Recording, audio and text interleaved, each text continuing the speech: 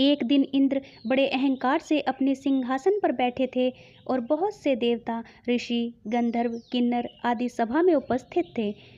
जिस समय बृहस्पति जी वहां पर आए तो सब उनके सम्मान के लिए खड़े हो गए, परंतु इंद्र गर्व के मारे खड़े न हुए, यद्यपि वह सदैव उनका आदर किया करते थे। बृहस्पति जी अपना अनादर समझते हुए वहां से उठकर चले गए। तब इंद्र को बड़ा शौक हुआ कि देखो, मैंने तो गुरु जी का अनादर कर दिया, मुझसे बड़ी भारी भूल हो गई। गुरु जी के आशीर्वाद से ही मुझको यह वैभव मिला है। उनके क्रोध शांत हो जाए तो मेरा कल्याण होवे। ऐसा विचार कर इंद्र उनके स्थान पर गए। जब बृहस्पति जी ने अपने योग बल से यह जान लिया कि इंद्र क्षमा मांगने के लिए यहाँ आ रहा है, तब क्रोधवश उनसे भेंट न करना ही उचित समझकर अंतर्ध्यान हो गए।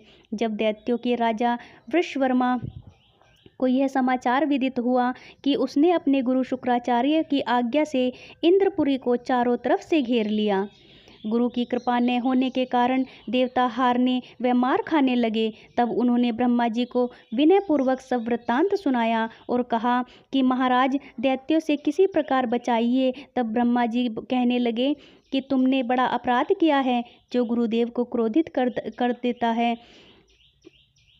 उसका कहीं कल्याण नहीं। अब तुम्हारा कल्याण इसी में हो सकता है कि त्वष्टा ब्राह्मण का पुत्र विश्वरूपा बड़ा तपस्वी और ज्ञानी है, उसे अपना पुरोहित बनाओ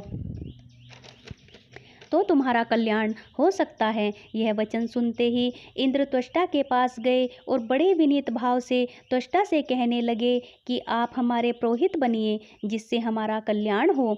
तब त्वष्टा ने उत्तर दिया कि पुरोहित बनने से तपोबल घट जाता है, परंतु तुम बहुत विनती करते हो, इसलिए मेरा पुत्र विश्वरूपा पुरोहित बनकर तुम्हारी रक्षा करेगा।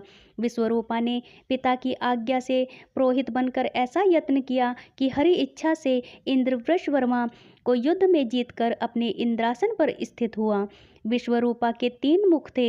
एक मुख से वह सोमपल्ली लता का रस निकाल पीते थे, दूसरे मुख से वह मदिरा पीते और तीसरे मुख से अन्न आदि भोजन करते। इंद्र ने कुछ दिनों उपरांत कहा कि मैं आपकी कृपा से यज्ञ करना चाहता हूँ। जब विश्वरूपा की आज्ञानुसार यज्ञ प्रारंभ हो गया, तब एक दैत्य ने विश्वरूपा से कहा कि तुम्हारी माता दैत्य की कन्या है, इस कारण हमारे कल्याण के निमित्त एक आहुति दैत्यों के नाम पर भी दे दिया करो। तो अति उत्तम बात है। विश्वरूपा उस दैत्य का कहा मानकर आहुति देते समय दैत्य नाम भी धीरे से लेने लगा। इसी कारण यज्ञ करने से देवताओं का तेज नहीं बढ़ा। इंद्र ने यह वृत्तांत जानते ही क्रोधित होकर विश्वरूपा के 3 सर काट डाले। मद्यपान करने वाले से भंवरा, सोमपल्ली पीने वाले से कबूतर और अन्न खाने वाले मुख से तीतर बन गया। विश्वरूपा के मरते ही इंद्र का स्वरूप ब्रह्महत्या के प्रभाव से बदल गया। देवताओं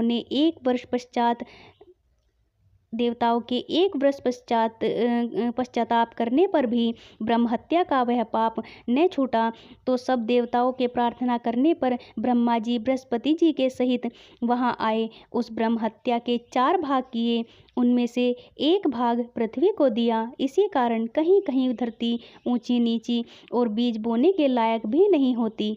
साथ ही ब्रह्मा जी ने यह वरदान दिया कि जहाँ पृथ्वी में गड्ढा होगा, कुछ समय पाकर वह स्वयं भर जाएगा। दूसरा वृक्षों को दिया, जिससे उनमें से गोंद बनकर बहता है। इस कारण गूगल के अतिरिक्त सब गोंद अशुद्ध समझे जाते हैं। वृक्षों को यह वरदान दिया कि ऊपर से सूख जाने पर जड़ फिर से फूट जाती है। तीसरा भाग स्त्रियों को दिया। इसी कारण स्त्रियां हर महीने रजस्वला होकर पहले दिन चांडालिनी, दूसरे दिन ब्रह्मघातिनी, तीसरे दिन धोबिन के समान रहकर चौथे दिन शुद्ध होती हैं, और संतान प्राप्ति का उनको वरदान दिया। चौथा भाग जल को दिया, जिससे फेन और सिवाल आदि जल के ऊपर आ जाते हैं। जल को यह वरदान मिला कि जिस चीज में वह डाला जाएगा वह बोझ में बढ़ जाएगी। इस प्रकार इंद्र को ब्रह्म हत्या के पाप से मुक्त किया। जो मनुष्य इस कथन को पढ़ता या सुनता है कि उनके सब पाप बृहस्पति जी महाराज की कृपा से नष्ट हो जाते हैं। इसका ये आशय है कि अपने गुरु को कदापि रुष्ट नहीं करना चाहिए। गुरु की कृपा से ही ईश्वर की कृपा प्राप्त होती है। जय श्री हरि नारायण।